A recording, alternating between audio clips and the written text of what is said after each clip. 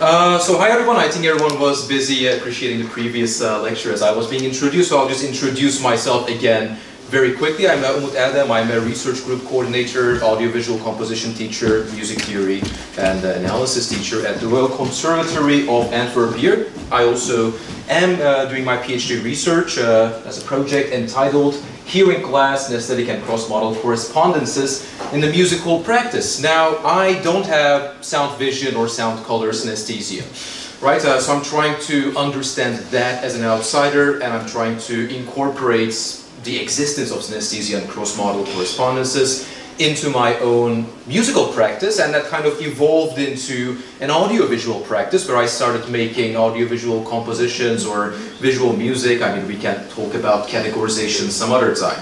But the point is, if you kind of go into that realm, I feel like things get really chaotic, and if you try to explain yourself, it doesn't make a lot of sense to organize all of your thoughts. Right, so I'm going to present you a case study. I mean, you have already seen it, the weird fractals and the colors and the sounds. And I will mostly talk about these two things. So the placement of cross-modal transformation or translation in the creative process, as well as this comparison between cross-modal spaces and audiovisual spaces in what I call pseudo-synesthetic creation. Why do I call it that way? Because I don't have sound vision synesthesia.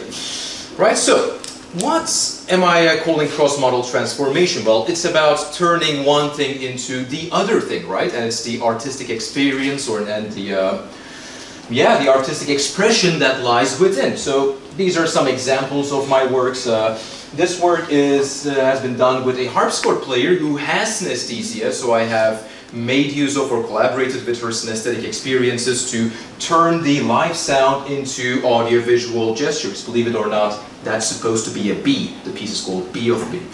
I've also worked with non-synesthete, so this is a piece for the saxophone and live visuals where a microphone picks up the sound, figures out the pitch based on the pitch class. It presents a certain color and visual in the background, you know, color organ style, which represents the color harmony in some way. Below that you can see an installation I have created that turns visuals into sound. It's very simple. You have a webcam, you presented some colors, and the analysis of the colors result in certain sounds being triggered. But I want to talk about this today, so that is me turning the perceptual elements of visuals into sound, right? So what does that mean exactly? How is it exactly different than just turning pitches into colors? Well, let's give it a quick listen. So I'm going to ask for the microphone again so I can do the pointing. All right. So.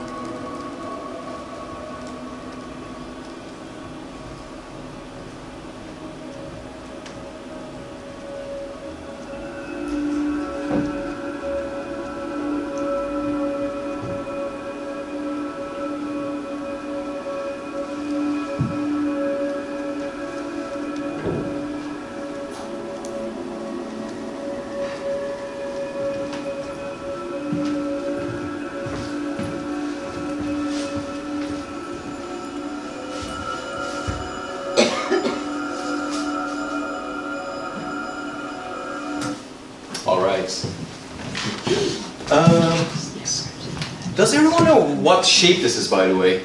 Say yes, a Mandelbrot fractal, right? Which is it's really cool. It's this mathematical formula that you can kind of plug it in, and you get this awesome visuals. You can zoom in endlessly, theoretically, endlessly, and there are all these videos on YouTube, right? Like 8 hours, 10 hours. It's just constantly zooming in. There's some psychedelic music in the background suggesting you to do certain things. That's not what I'm suggesting with this. But this is an installation slash fixed media piece I've created called Shallow Steps. And all the sounds you have just heard were generated real-time as a response to the visual, especially the color elements of the Mandelbrot fractal itself. Right? So why did I do this and how did I do this? Why did I do this? Because it's cool and I wanted to fool around with chaotic systems. I find it really cool that some chaotic mathematic formulas can result in these beautiful shapes. And I find it cool that it's generative, and I'm really drawn towards generative art.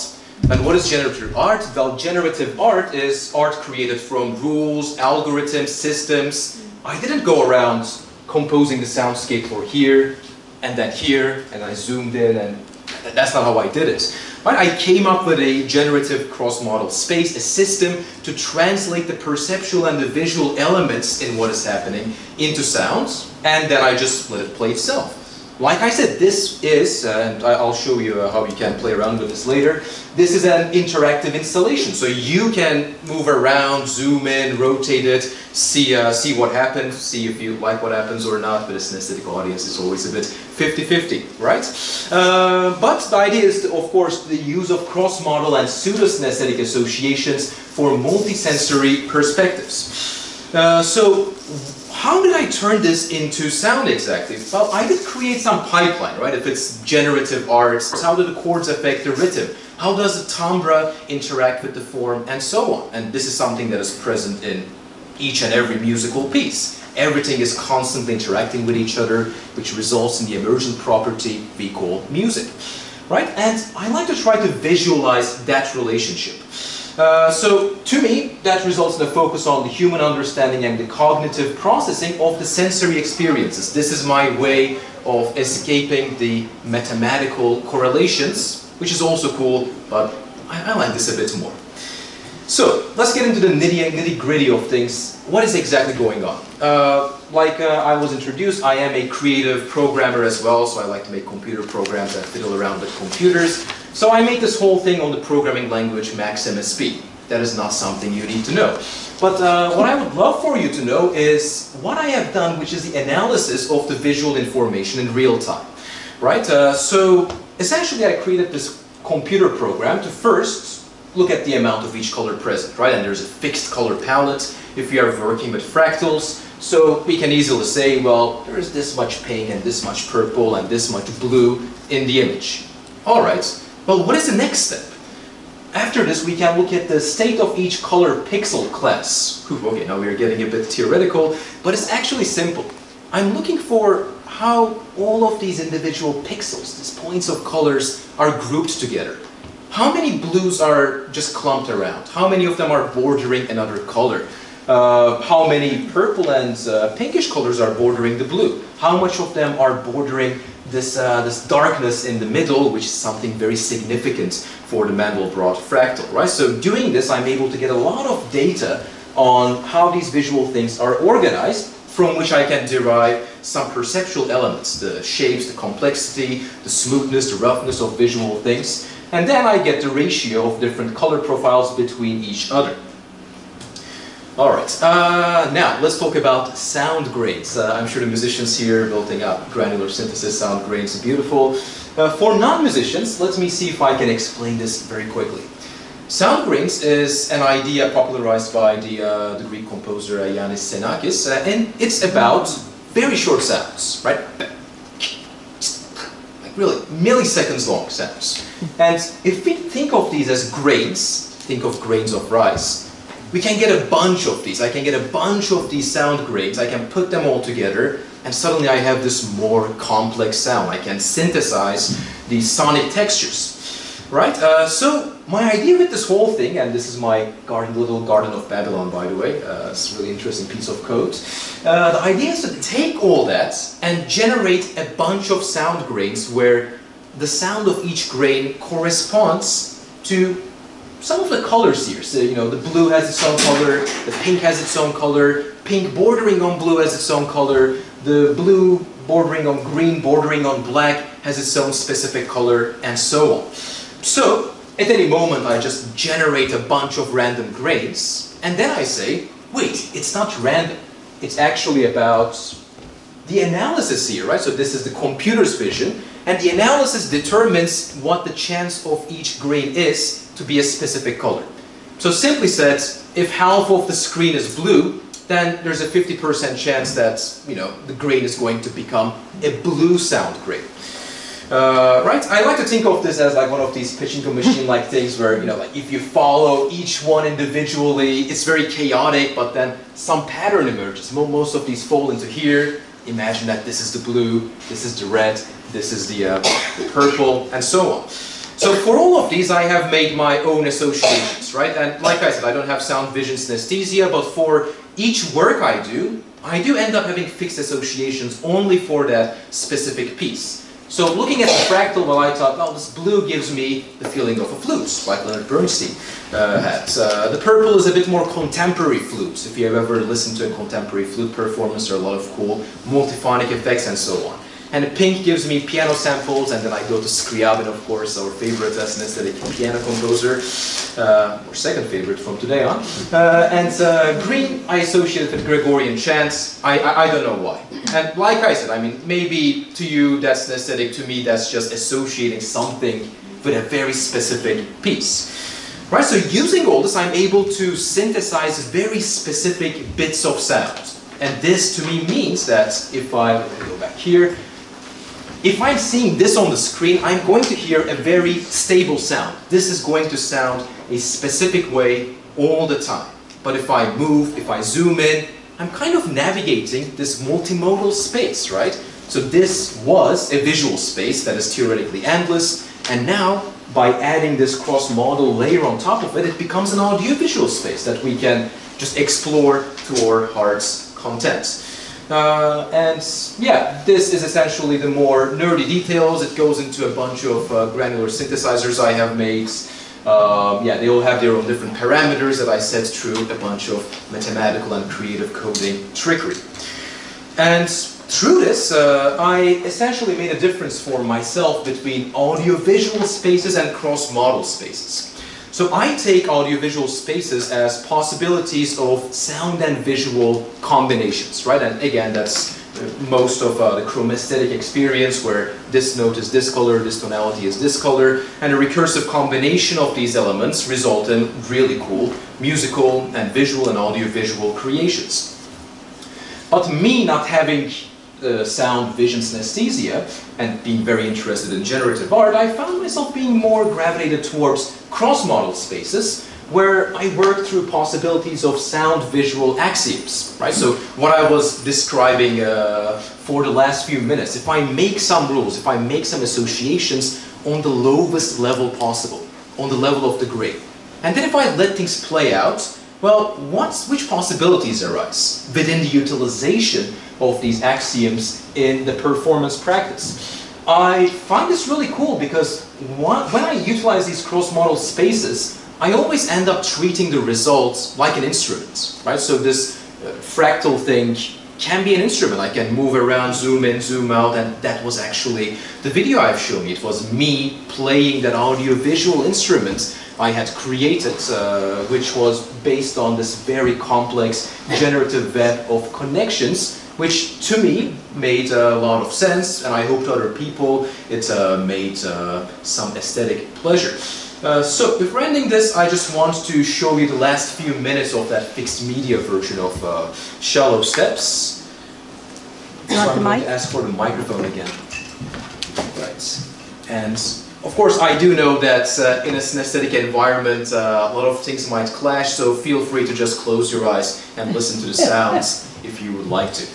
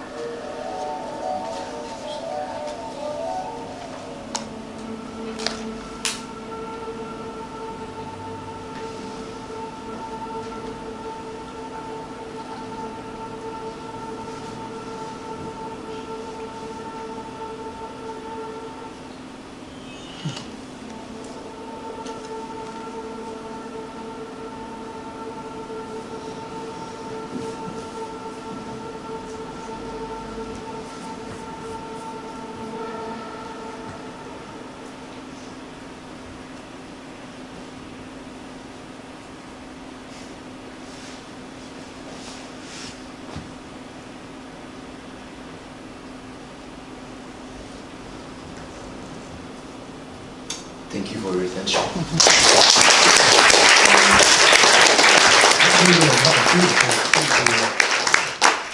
Any questions?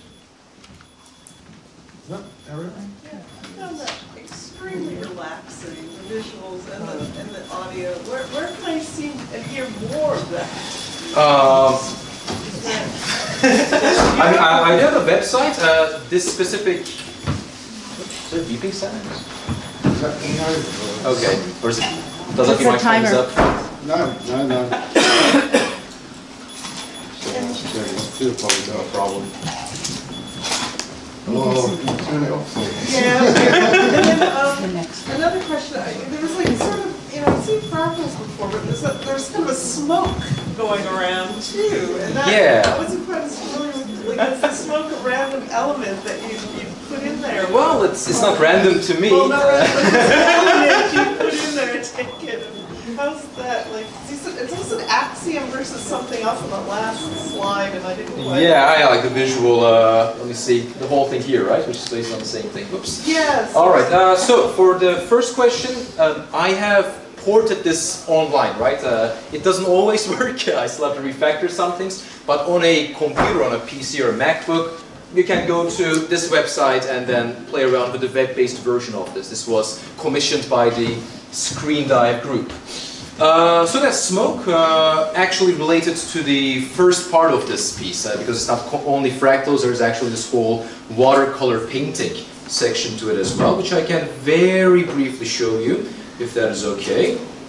Again, very, very, very briefly, if this lets me save things. Turn the volume off. Okay, so this piece starts with this.